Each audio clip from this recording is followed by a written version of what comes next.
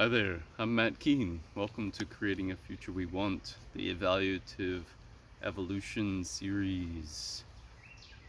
So, is the garden wild enough?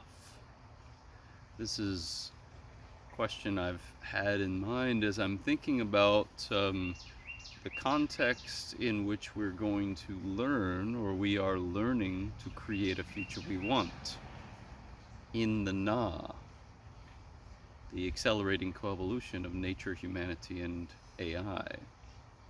So in the now, if we need to train, learn, study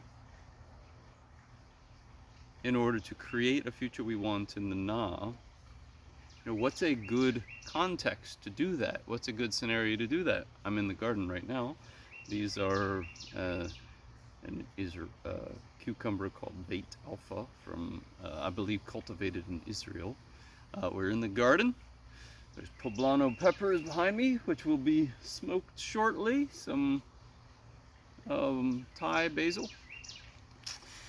Okay, some context where we are. So, what are the criteria for learning to create a future we want? The criteria for the context within which that is a good fit for this sort of learning.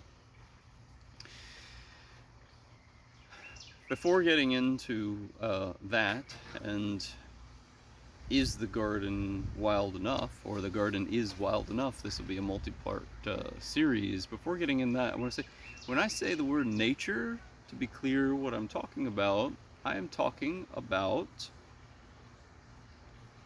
living and non-living, life, earth, humanity, the universe, and everything. That's what I'm talking about when I say nature. Everything. Okay, so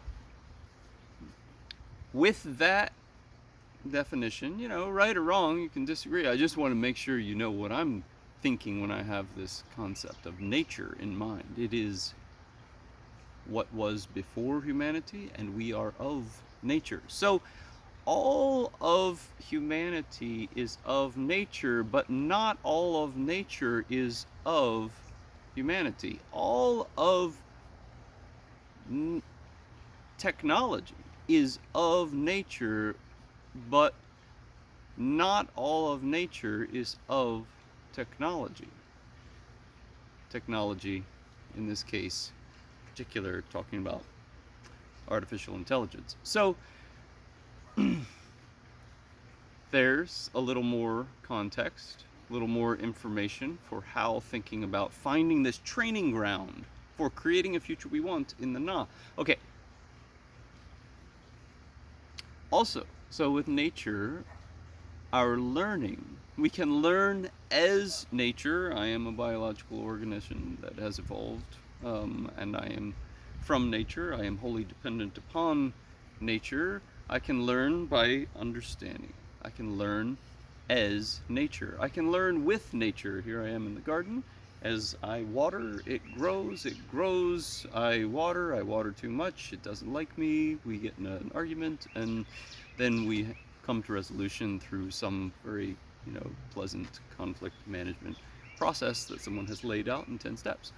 So learn with nature. We can learn in nature. By being present in different forms of nature, we might derive learning from that. We can learn from nature by witnessing how this cucumber deals with, and you can see this lady beetle is eating the heck out of my cucumbers. It's very stressful. I lose sleep over that every night. So, different ways we can learn, as with in from nature. The na is wild. The na is going to be wilder. Super wild. Is the garden wild enough? Is the context of the garden wild enough for the na? Quick story. I was in Quito, Ecuador, 1999, Quito, Ecuador, recovering from dengue. I woke up one day, kind of like feeling, cooped up, um, a little bored, pretty young at that point, feeling invincible. So I'm gonna go for a walk, a hike. I had mapped one out. I had mapped many out in the weeks prior to this moment. One was from Quito to a town called Mindo. So I got a pack, had all my gear. Um, I was living in downtown Quito, had all my gear, got some, canned food, and started walking. Thought it was like a 4 or 5 day walk.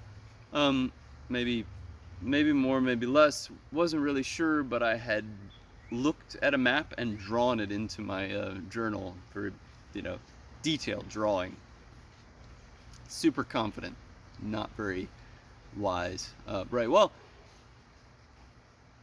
I wrote a little bit more about this in the essay that accompanies this video, but I went over many rivers. Okay, so there were lots of river crossings.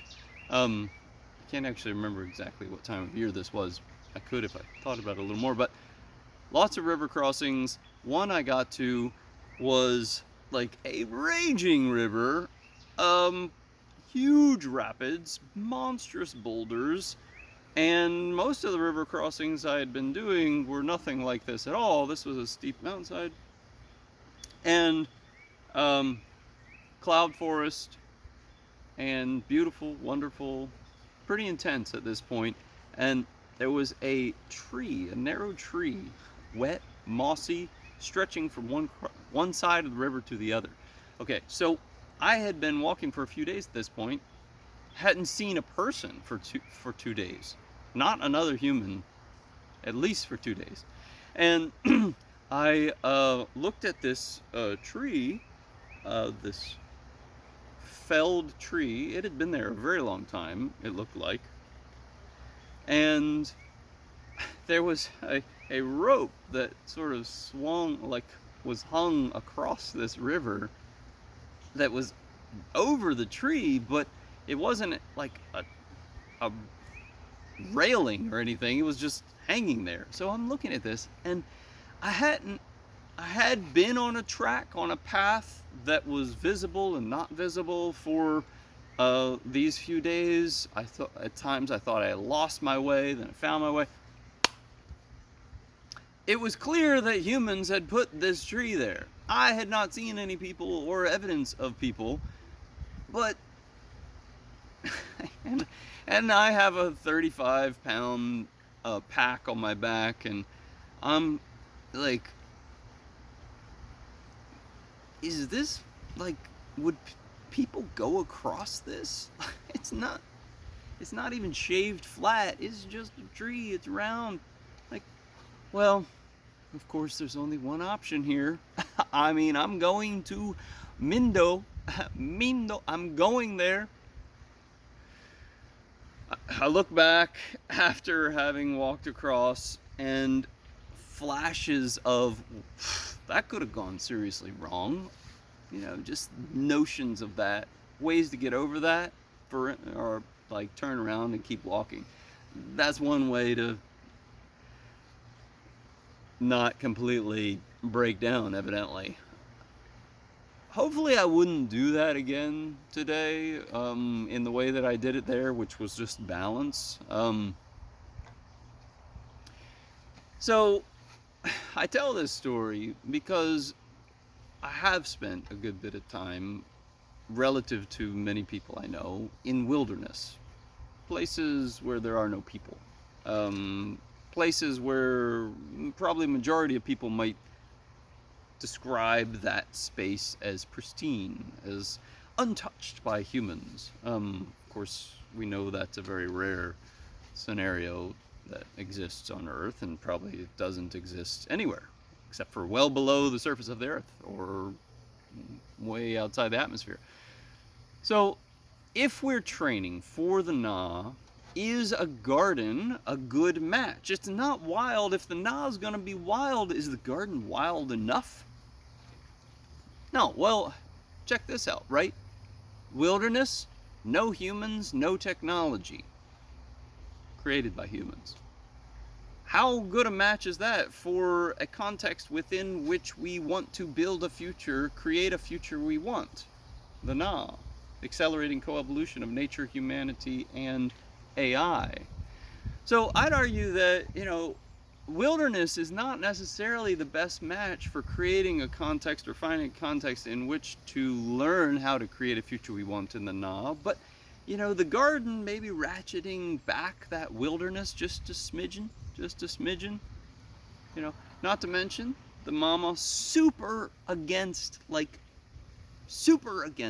me putting our 7 and 11-year-olds, exposing them, increasing their, likelihood of exposure to catastrophic risk. Thumbs down.